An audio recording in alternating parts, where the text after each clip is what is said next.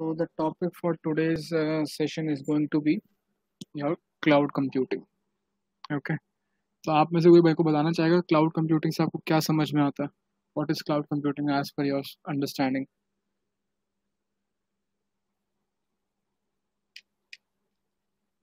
Anyone? Anything?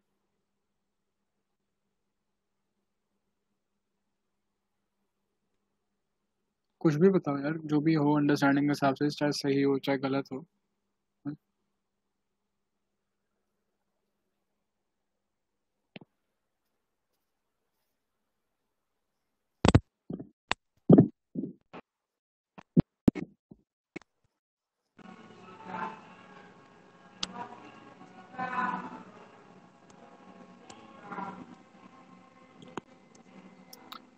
No idea.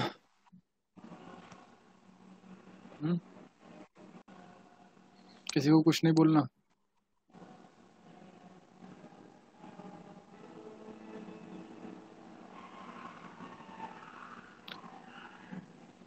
चलो मैं बताता हूँ. फिर देखो, बहुत सिंपल है. ठीक है. क्लाउड कंप्यूटिंग बस एक लेटेस्ट टेक्नोलॉजी है, एक न्यू टेक्नोलॉजी है. ठीक है ना. जिसके अंदर हम क्या करते हैं, जैसे जो भी आपकी आईटी की इंफ्रास्ट्रक्चर सर्विसेज हो,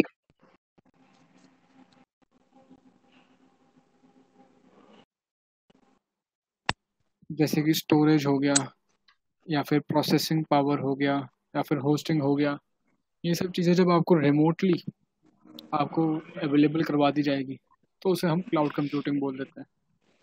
सो इट्स लाइक कि जैसे आप गूगल यूज़ करते हो, गूगल फोटोज़ यूज़ करते होंगे अगर, तो उसमें आपने देखा होगा जीमेल के साथ, या गूगल ड्रॉप बॉक्स में, या गूगल फोटोज़ में, या गूगल डॉक्स में आपको जो है क्लाउड स्टोरेज मिलती है. नोटिस किया होगा 15 GB की फ्री क्लाउड स्टोरेज आपको अवेलेबल रहती है. तो क्या होता है बेसिकली, आप क्या कर सकते हो, जो भी आपका डेटा है आप क्लाउड पे बैकअप कर लो. बैकअप करके आप अपने लोकल स्टोरेज से उस डेटा को रिमूव कर सकते हो. राइट. ऐसे होता है. सो बेसिकली यहाँ पे क्या हो रहा है कि जो आपके पास आपका डेटा था, जो आप इनिशियली अपनी लोकल स्टोरेज पे सेव करके रख रहे थे, now what is happening is you are transferring that data to a remote storage. Okay, you are sending that data to a remote storage. You are basically saving that data on a remote server somewhere that is not local to you. Okay, so that locally जो आपके पास storage है, local storage आपकी free हो जाए, and whenever you want to access those documents or photos or anything anything that you have backed up, you can access it through the internet. You can access it, you can download it, you can utilize it through the internet itself. Okay.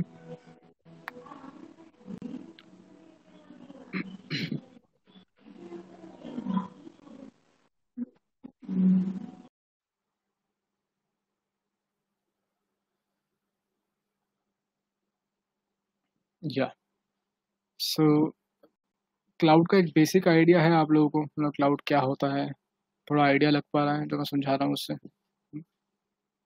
थोड़ा समझ में आ रहा है? हाँ sir. Yes, sir. Okay. Cool. So cloud आप सभी लोगों ने यूज़ किया होगा ऑलरेडी. ठीक है ना. डेफिनेटली यूज़ किया होगा. हम जो है बस इसके अंदर थोड़ा टेक्निकली जो उसके टाइप्स वगैरह हैं, अलग अलग टेक्नोलॉजी टाइप्स है, वो सब एक्सप्लोर करने वाले हैं इस मॉड्यूल के अंदर. ठीक है. तो यहाँ पे फिर मैंने कुछ करेक्टरिस्टिक्स ऑफ क्लाउड मेंशन कर रखी है. तो क्लाउड की करेक्टरिस्टिक्स क्या क्या होती है, क्लाउड के अगर मैं करेक्टरिस्टिक्स की बात करूँ. Let me open my page.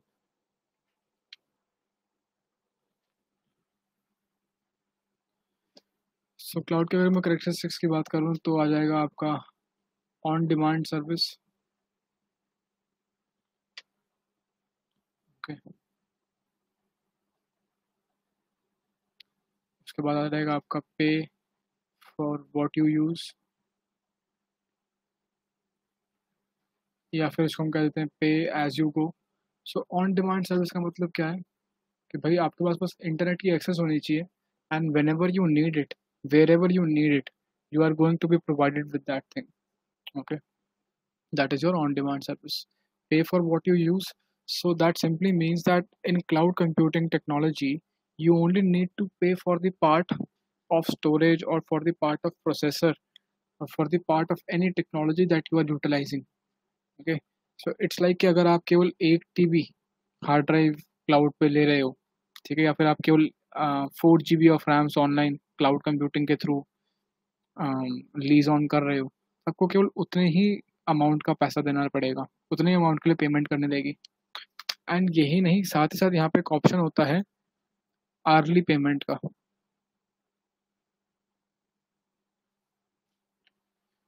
So as per this thing what happens is you only need to pay for those much number of hours जितनी देर आपने सर्विस को यूज किया। ठीक है, अगर आपने 10 आवर्स यूज किया किसी सर्विस को तो केवल आपको 10 आवर्स की पेमेंट करने की जरूरत है, 24 आवर्स की पेमेंट करने की जरूरत नहीं है, हफ्ते भर की, दिन भर की या महीने भर की पेमेंट करने की जरूरत नहीं है। ठीक है ना। सो अगर इस चीज़ को भी इस चीज़ में क्लैरिटी नहीं हो रही है तो you just have to wait for some while. Okay, at the end मैं आपको जो है थोड़ा सा दिखाऊंगा कि हम क्लाउड वगैरह को कैसे सेटअप कर सकते हैं। ठीक है, हम काली को क्लाउड में कैसे चला सकते हैं। ओके, सो मेरे पास यहाँ पे आ जाते हैं क्लाउड कंप्यूटिंग के कुछ मॉडल्स। ओके, एंड साथ ही साथ मैंने यहाँ पे एक वीडियो का लिंक मेंशन किया है। कहाँ गया वीडियो का लिंक? लेट मी सी। ओके, सो यहाँ पे नहीं है, ऐसा करता हूँ मैं आपको सेंड कर देता हूँ।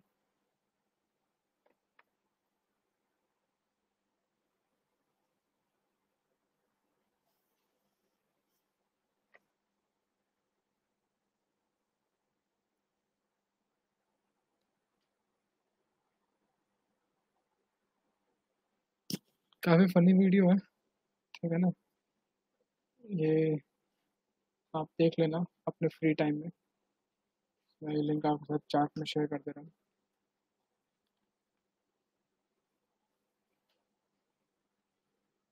Okay, let's go back. So हमारे पास क्लाउड कंप्यूटिंग के अंदर 3 मॉडल्स आ जाते हैं। ठीक है, 3 मॉडल्स आ जाते हैं। क्या क्या होते हैं 3 मॉडल्स? Let's see.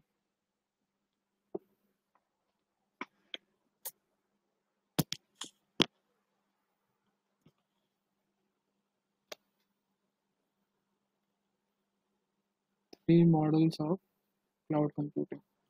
तो 3 मॉडल्स की अगर मैं बात करूँ तो हमारे पास मॉडल्स होते हैं, हमारे पास जैसे हो गया आपका SaaS,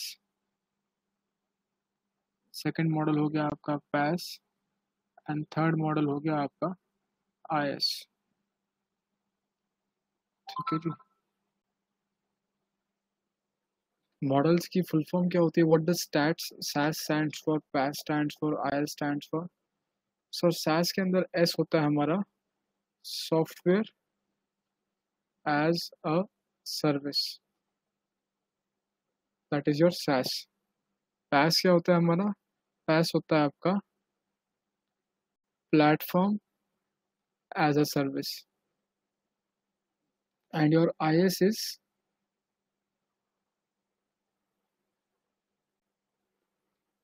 your infrastructure as a service. Okay,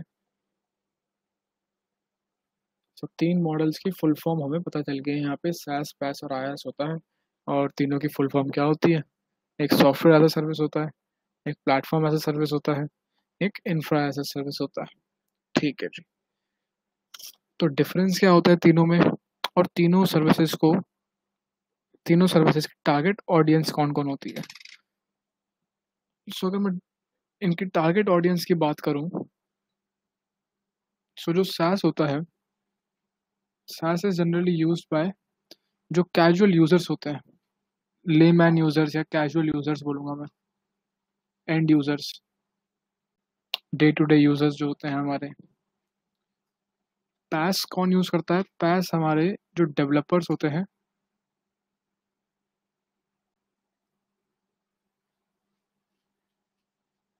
developers utilise करते हैं PaaS को। Platform as a service. And IaaS कौन यूज़ करते हैं? IaaS जनरली जो सिस्टम एडमिन्स होते हैं, सिस एडमिन्स, IaaS वो यूज़ करते हैं। ठीक है जी। ठीक है, अभी हमें यहाँ पे ये पता चल गया कि यूज़ कौन कौन करते हैं, बट बेसिकली डिफरेंस क्या होता है इनके अंदर, या फिर SaaS का मतलब क्या होता है एसेंशियली।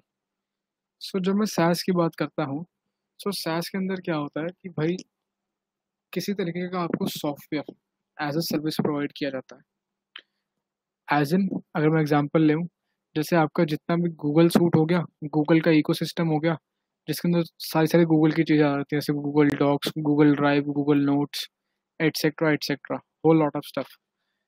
जब आप ये सब गूगल के चीज़ों को यूज़ करते हो ब्राउज़र से, आपने नोटिस किया होगा, तो आपको ये सब चीज़ें यूज़ करने के लिए केवल आपको एक ब्राउज़र चाहिए होता है। ठीक है, आपको सिंपली एक ब्राउज़र चाहिए एंड आप इस सब सर्विसेज को, सब सॉफ्टवेयर को यूटिलाइज कर सकते हो। एंड इन सम केसेस अगर आपको कोई एप्लीकेशन भी चाहिए होती है, तो एप्लीकेशन काफ़ी लाइट एप्लीकेशन रहती है, ठीक है, जो आप डाउनलोड कर सकते हो और इस सॉफ्टवेयर को यूटिलाइज कर सकते हो। SaaS के अंदर बेसिकली क्या होता है कि जो यूज़र होता है, user do not care about the maintenance और द अंडरलाइंग टेक्नोलॉजी और the management of underlying technologies. ठीक है, अब आप as a normal user Gmail use करते हो या गूगल ड्राइव यूज़ करते हो, बट क्या आप मैनेज करते हो गूगल ड्राइव को? क्या आप क्लाउड पे स्टोरेज मैनेज कर रहे हो कि कैसे एलोकेट होएगी स्टोरेज, कैसे ली जाएगी, कैसे परचेज की जाएगी, कैसे सेल की जाएगी, मैनेजमेंट कैसे होएगी, नेटवर्किंग कैसे रहेगी, ऑपरेटिंग सिस्टम क्या रहेगा? आपके पार्ट पे उसकी मेंटेनेंस और मैनेजमेंट का तो कोई भी रोल नहीं है। बात आ रही है समझ में?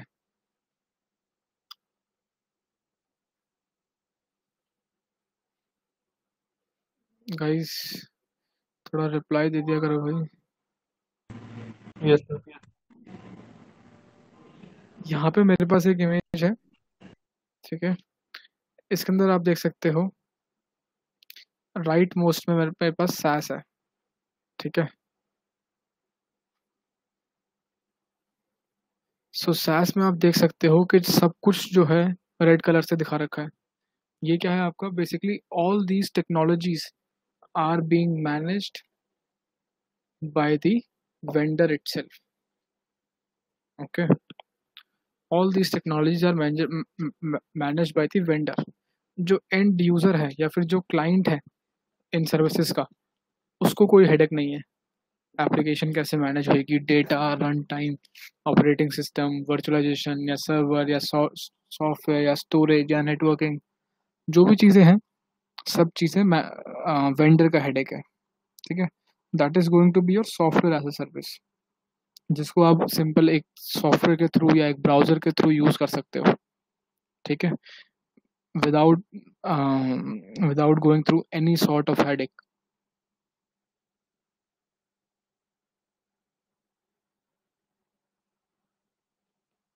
फिर मैंने यहाँ पे कुछ इसके प्रोज और कॉन्स दे रखे हैं और दूसरे कोई एग्जांपल्स दे रखे हैं। ठीक है, एग्जांपल्स की अगर मैं बात करूँ तो जैसे माइक्रोसॉफ्ट ऑफिस का 365 हो गया, ठीक है, प्रोबेबली आप इसको यूज़ करते होंगे। फिर हमारा जो है HR और हेल्प डेस्क सॉल्यूशंस हो गए, जो भी सर्विसेज प्रोवाइड करी जाती है उसके अंदर। सेल्स फोर्स का आता है, CRM सॉफ्टवेयर आता है, ठीक है, वो भी हमारा SaaS का एग्जांपल रहता है। तो मेन इसके प्रोज एंड कॉन्स क्या होंगे? प्रो इसके लिए ये है कि भाई ये आपका ऑपरेटिंग सिस्टम इंडिपेंडेंट होता है।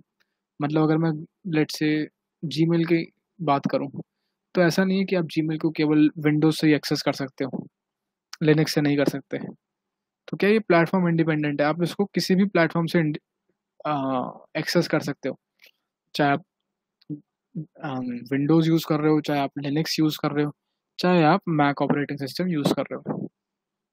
बट इसमें इशू ये आता है कि भाई ये चीज़ जो होती है हमारी ब्राउज़र डिपेंडेंट होती है।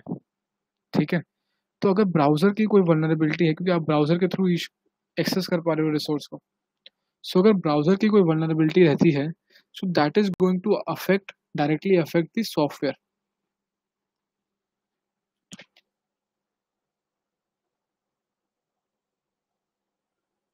ठीक है ना? सो उसके अलावा एक जनरल जो कौन होता है हमारे क्लाउड कंप्यूटिंग का, वो होता है हमारा कि इंटरनेट परफॉर्मेंस के बेसिस पे हमारी परफॉर्मेंस डिसाइड की जाती है क्लाउड के अंदर। अगर इंटरनेट परफॉर्मेंस लो हो जाएगी तो हमारी क्लाउड की जो भी परफॉर्मेंस है, जो भी सर्विस की परफॉर्मेंस है, वो भी लो हो जाएगी। ठीक है जी। साथ ही साथ इस तरीके की सर्विसेज जो है वो कोलैबोरेटिवली टास्क करने के बहुत काम आती हैं। कोलैबोरेटिव टास्क बोले तो जैसे आपने कोई स्प्रेडशीट अपलोड कर दी, ठीक है, एंड कलेक्टिवली यू वांट कि भाई आपकी टीम के 4 लोग बाग हैं, चारों लोग बाग जो है उस स्प्रेडशीट को एक्सेस कर पाए एंड उस स्प्रेडशीट को एडिट कर पाए साइमल्टेनियसली। तो इस तरीके से जो है आप कोलैबोरेटिव टास्क वगैरह में सास वगैरह की चीज़ों को, सास के यूटिलिटीज़ को बहुत इजीली यूज़ कर सकते हो और बहुत एफिशिएंटली यूज़ कर सकते हो। ठीक है। सो आई होप सास का आपको आइडिया लग गया होगा व्हाट इज सास। मतलब सास का कुछ एग्जांपल हो गया, थोड़े से प्रोज एंड कॉन्स हो गए।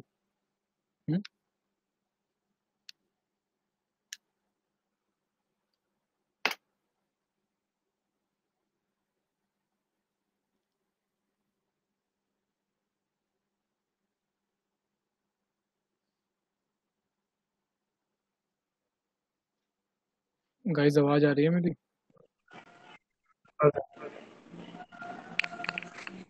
Yes sir. समझ में आ रहा है क्या पढ़ा रहा हूँ? हाँ सर। यस ठीक है, तो आगे चलते हैं। फिर हमारे पास आ जाता है PaaS. PaaS is your platform as a service. Okay. So platform as a service जैसे मैंने आपको बताया था कौन यूज़ करता है, ये जनरली डेवलपर्स यूज़ करते हैं। ठीक है, एक तरीके से डेवलपर्स के लिए स्पेसिफिक प्लेटफॉर्म है जो ये प्रोवाइड करते हैं। सो प्लेटफॉर्म एज अ सर्विस के अंदर क्या होता है, तो देखो डेवलपर्स की रिक्वायरमेंट क्या होती है। डेवलपर्स की रिक्वायरमेंट क्या होती है कि उनको सॉफ्टवेयर डेवलपमेंट करना होता है। ठीक है, सॉफ्टवेयर डेवलपमेंट करने के लिए उनको एक डेवलपमेंट एनवायरनमेंट चाहिए होता है। ठीक है, जिसको बोल देते हैं हम प्रोग्रामिंग एनवायरनमेंट एक तरीके से। तो कोई भी डेवलपर है तो उसको सबसे पहले जो है अपना एक डेवलपमेंट एनवायरनमेंट बिल्ड करना पड़ता है खुद से, देन ओनली ही can start developing. For example you are a Python developer let say. ठीक है, तो पाइथन, आपको पाइथन का कोड लिखने के लिए डायरेक्टली आप विंडोज में पाइथन का कोड लिख के नहीं चला सकते। By default Windows do not come with pre installed Python. Okay. So क्या करना रहेगा, आपको पहले अपना एनवायरनमेंट बिल्ड करना रहेगा, आपको पाइथन इंस्टॉल करनी रहेगी, कॉन्फ़िगर करनी रहेगी, then only you can start writing the code. Okay, then only you can start writing and executing your codes. So ये एक छोटा सा एग्जांपल था एक छोटे स्केल में। अगर मैं इसी में एक बड़ी एप्लीकेशन की बात करूं तो आपको डेटाबेस सपोर्ट भी चाहिएगी, सर्वर भी चाहिएगा, एक प्रोग्रामिंग लैंग्वेज की भी सपोर्ट चाहिएगी। तो क्या है, जब भी डेवलपर्स डेवलपमेंट स्टार्ट करते हैं तो उनको सबसे पहले अपना एक एनवायरनमेंट बिल्ड करना पड़ता है। ठीक है, तो पैस पैस के अंदर क्या होता है, प्लेटफॉर्म एज अ सर्विस। पैस जो है बेसिकली डेवलपर्स को एक प्री बिल्ट एनवायरनमेंट प्रोवाइड करता है।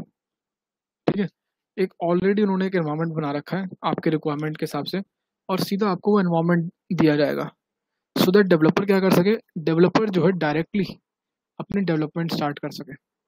ठीक है, राइट अवे जो है उसको बिल्कुल भी टाइम ना वेस्ट करना पड़े, एनवायरनमेंट उसके पास रेडी है, he can write away start with his development and he can write away start with writing the code of his application. ऐसा क्यों होता है, ऐसा क्यों करोगे, इसके फ़ायदे क्या होते हैं?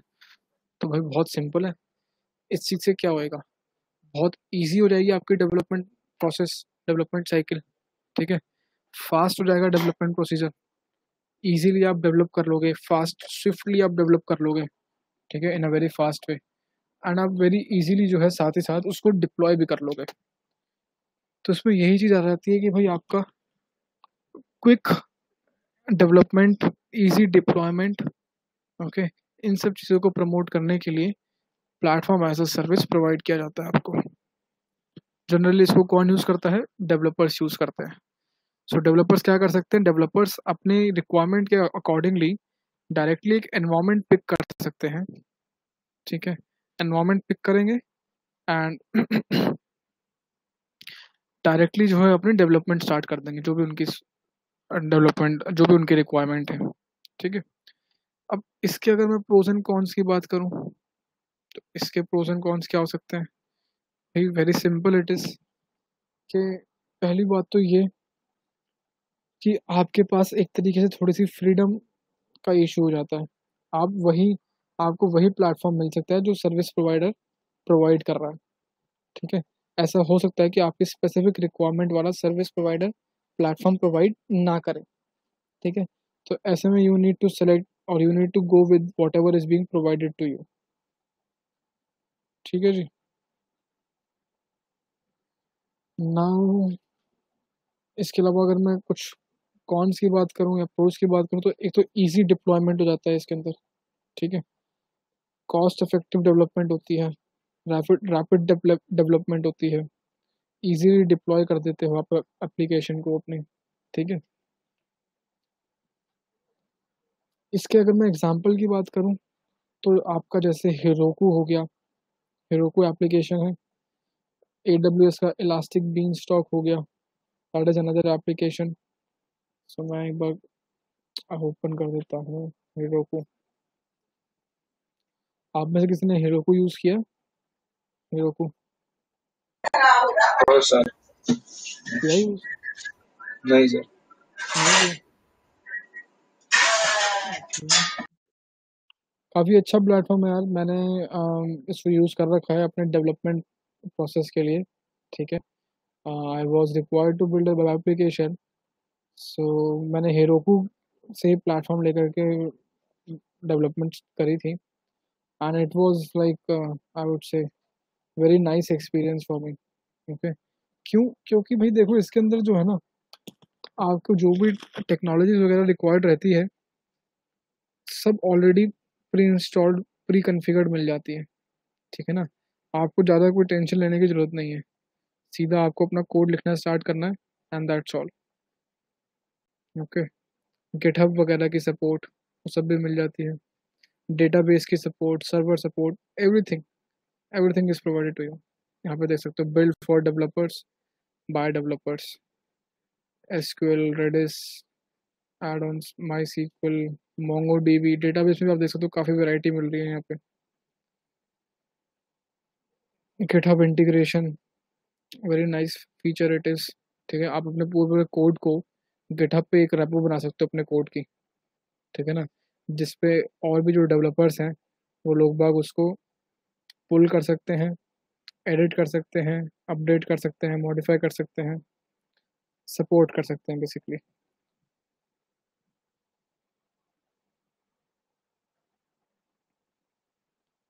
फिर आ जाता है मेरे पास IS। Okay, that is your infrastructure as a service. So IS के केस के अंदर क्या होता है? सबसे पहली बात कि इसको यूटिलाइज कौन करता है।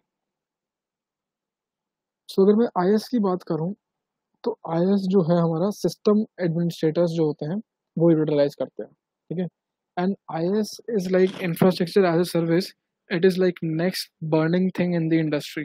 Okay, there are like a lot of job openings for these IS based jobs. Okay, तो you guys can even look for it if you are looking for job.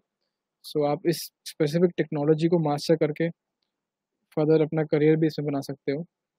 ठीक है, इसमें क्या होता है अगर मैं बात करूँ तो आप आपको अपना ऑपरेटिंग सिस्टम डिसाइड करने को का ऑप्शन मिलता है। ठीक है, आपको बेसिकली पूरा का पूरा सिस्टम के ऊपर कंट्रोल दिया जाता है। ठीक है, किस तरीके का प्रोसेसर रहेगा, कितनी प्रोसेसर आपको यूटिलाइज करना है। ठीक है, डेटाबेस किस तरीके का रहेगा, वर्चुअलाइजेशन किस तरीके का रहेगा, सर्वर्स किस तरीके के रहेंगे, नेटवर्किंग किस तरीके की रहेगी। ये सब चीज़ें एक्चुअली मैनेज करता है वेंडर आपका, बट आपको फ्रीडम दे देता है उन सब चीज़ों को वेरी माइन्यूटली पिक करने की एंड वेरी माइन्यूटली एक्सेस करने की। ठीक है, इसकी अगर मैं एग्जांपल की बात करूं तो इसका एग्जांपल है हमारे पास AWS EC2, that is your elastic cloud compute. ठीक है, तो AWS पे किसी का एक्सपीरियंस है कोई हैंड्स ऑन एक्सपीरियंस?